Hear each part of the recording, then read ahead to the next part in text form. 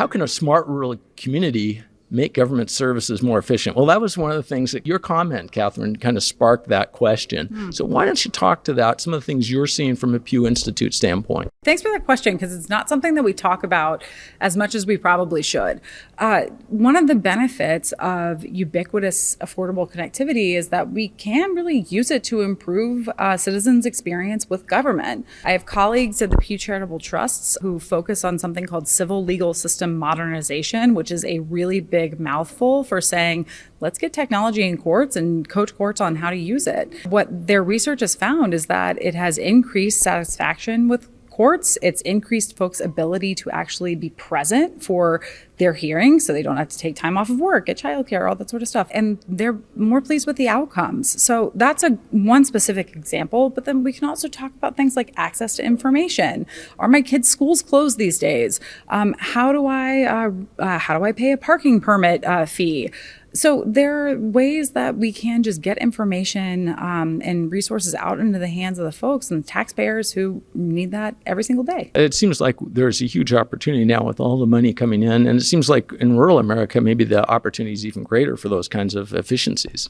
I think so. I think it is a matter of, folks in positions like mine who are doing the research, who are talking to lawmakers and other policymakers to help educate them on, here's what you can do. Here's the art of the possible. Here are things that you, as someone who is a part-time mayor, may not be thinking about because you have 1,000 other things on your plate. And then two, it's working with other partners to help folks at the local level implement those solutions, because it can be intimidating, it can be costly in some cases, but the trade-off has been worth it for the communities that have invested in that so far.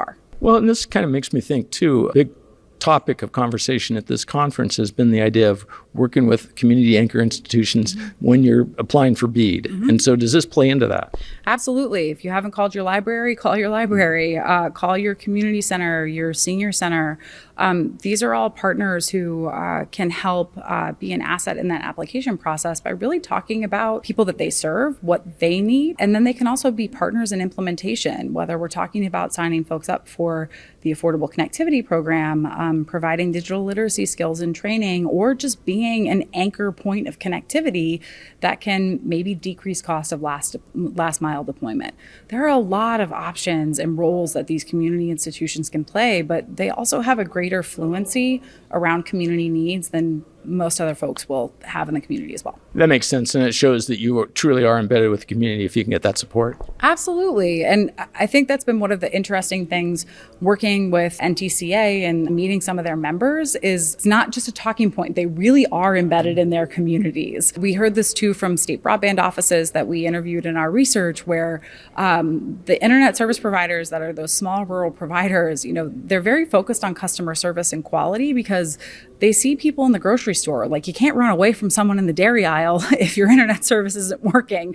So, there is I think a different attention to quality, customer service, reliability, and responsiveness, and also investment in the community that is, I think, a little unique to this group in particular. Well, and that's interesting. And perhaps you can talk a little bit about the research in Pew Institute, but that research you've done with the state broadband offices.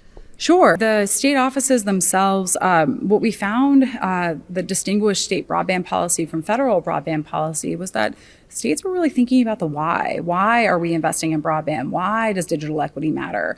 And hot tip, it's not about the technology itself. It's really about what communities can do with it. It's about the economic value. It's about the social and health outcomes that come along with a connection. So it really is what we found was that states were focusing on that all of community approach because it is very expensive to serve folks who are currently offline, whether it's because of their where they're located, population density, sociodemographics. So states really did have to think about that all of community approach, bringing community anchor institutions to the table, thinking differently about the structure of grants, addressing real policy barriers to deployment.